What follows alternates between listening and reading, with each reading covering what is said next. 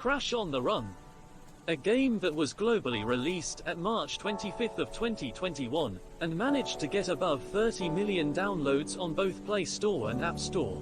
However, certain updates and decisions taken throughout the time made the game decay from 891,000 active players, using Galaxy users as sample size, to a staggering 22.8 thousand.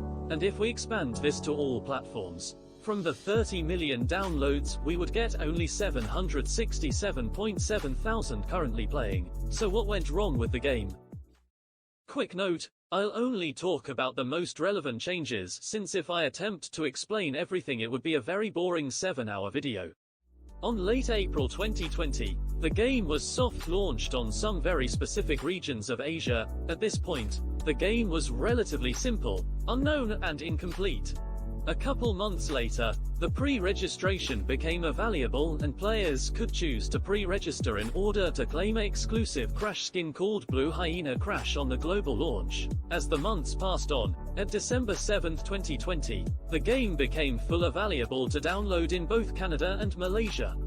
So as long as you were using Android, you could download the game at any time if you live in any of these two countries. At this point, the community was still very new, but there were suggestions and bug reports already going on, but by far the most popular of these was the Crystal confirmation purchases. And it does make sense, since purchases were really expensive at that time and it was easy to just accidentally misclick on the button. However, after each update that was implemented during the beta phase, this feature was still missing, and it was really weird since this can be done in just a couple of hours of work. But at that time we really didn't mind since the game was still new and we just thought that it would be added soon. Now, let's talk about cheaters. As you may know, every game that has some sort of competition, leaderboards or any similar will have cheaters as well, and Crash on the Run was no different. You could see players with hundreds of thousands, sometimes even millions of trophies, and these clans just appeared out of nowhere, and getting such huge amounts of trophies in a short span of time was impossible.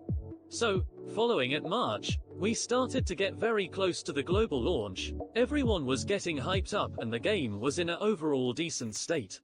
The only main requirements at that moment were the Crystal confirmation purchases and some feature that could stop the cheaters at the leaderboards. But something else happened. In Crash on the Run, there is a game mode called Survival Runs, where your objective is to survive as long as possible, and the longer you survive the faster your character will run and more trophies would be awarded to you. 3 days before the global launch, I was experimenting with this game mode, and everything was working very smoothly, but then suddenly, my game just crashed. At that point I really didn't understand what happened and just thought it was a heating issue from my phone, so I quickly forgot about it. I got a bit frustrated for a few minutes because I lost my ticket and everything I collected didn't count. It is good to mention that there was another issue that happened when the game was globally released to everyone, which was the Blue Hyena skin not being unlocked to anyone. And since this was the main marketing plan used to attract people to pre-register at the game, it definitely made a lot of people give up about the game too early. This ended being fixed after a few updates. Now back at the Survival Run Crash. As days passed, more people started to experience this issue, so I decided to play this game mode again, and the same thing happened. Another crash, this time at 400 trophies and no revives. And even after the developers acknowledged the crash, this issue would prove to become a nightmare for both the community and the developers as time goes on. And that's when the falls start. So the first controversial feature we got was the random spawn location for collection runs. But what made it really controversial wasn't the feature itself, but the way it was introduced. Basically, new features like this they would call under testing, so only a certain percentage of players would get the feature, and that was really weird. Because not only it would be better if this was implemented as an option where you could toggle on or off, but it was something that players weren't informed and really didn't have a real purpose of testing. So as days passed on, we got another update, on the very start of May 2021. But we decided not to do that in this game, mainly because dying in Crash is kind of fun. He has all these great death animations. and also as a runner, and based on crash, you want to take risks to get certain items. And I didn't like the idea of you being punished for dying for taking those risks. So if you die in our game, you are not penalized at all. You keep everything you've collected, and we encourage you to take crazy gameplay risks to kind of do things.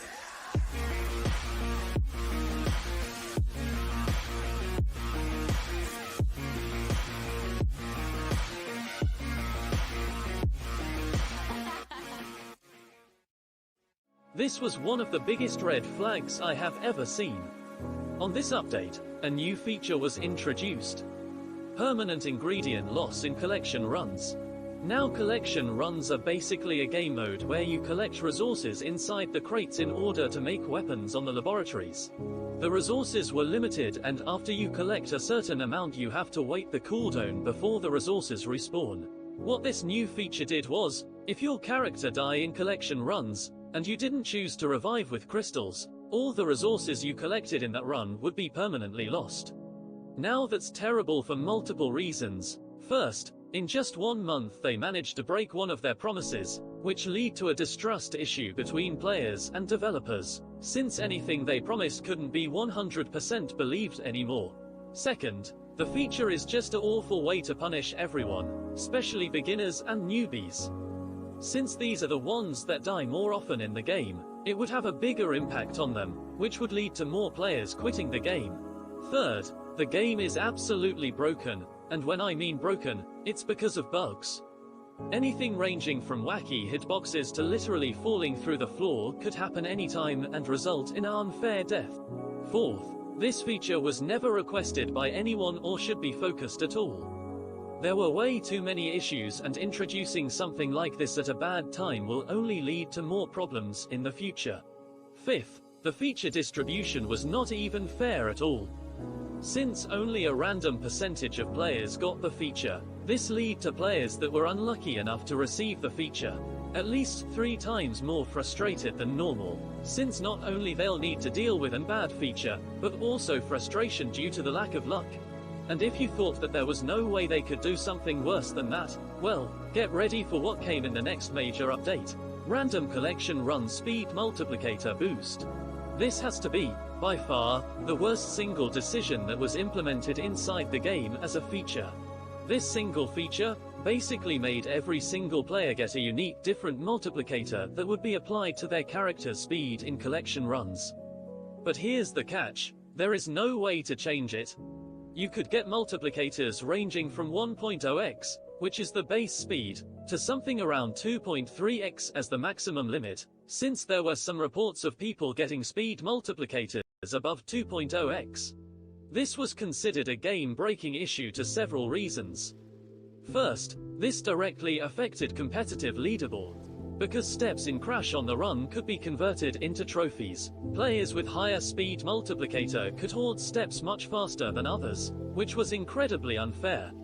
Second, this was a completely disrespect to an actual suggestion mentioned and forwarded multiple times in both forums and Discord, which was to implement an option to change your character's speed in this game mode. By transforming this request into a feature where different players would experience different results because of randomness was going to be considered absolute nonsense. Since it not only completely undermines the purpose of finding what speed each player wants due to human factors, but also was a huge waste of resources and time from the developers when they could have gone to a much easier solution. Third, since there wasn't an option to change speed after all, a very considerable proportion of the player base got a speed increase which was considered unplayable, not only because most of them were new players that already struggled with the 1.0x speed now had to deal with a faster speed, and also these tend to cause issues like falling through the floor more often, which was very problematic. At this point more and more bad decisions started to be implemented into the game. Another one was the classic daily survival ticket reduction from 3 to 2. While this doesn't sound like a big deal, when you have a game that is basically in this state, a move like this wasn't going to be appreciated by anyone. Since players actually lose tickets every time their game crashes, it would be a much smarter move to increase the daily survival tickets from 3 to 4, since no one ever got any compensation. And speaking about compensation, I have to say that the Crash on the Run support hated the word compensation. Not only they would give minimum amount of crystals, but never covered what the player lost. You also have to be lucky enough to support even answer you. I eventually quit the game and wrote an essay of over 1,000 words explaining everything they did wrong, believing they would see as an alert to double check the game state. But as how many predicted, nothing really happened. Now, what are my final thoughts about the game? So, first I tried to understand what would be the cause of this mess and what could lead to all these implementations. And what I believe it would be the most realistic scenario is income target. Now, think this income target as a minimum requirement that higher-ups from the company set and the developers had to achieve that until the end of the month. Otherwise it could cause from one of them getting warned or demoted to literally someone getting fired. And I believe this was the case since it really explains almost all of their actions. For example, not implementing one of the missing gem challenge from the Great Gate means players get less crystals daily, therefore more likely to buy more. Same thing for crystal confirmation purchases, more likely to accidentally spend and buying more.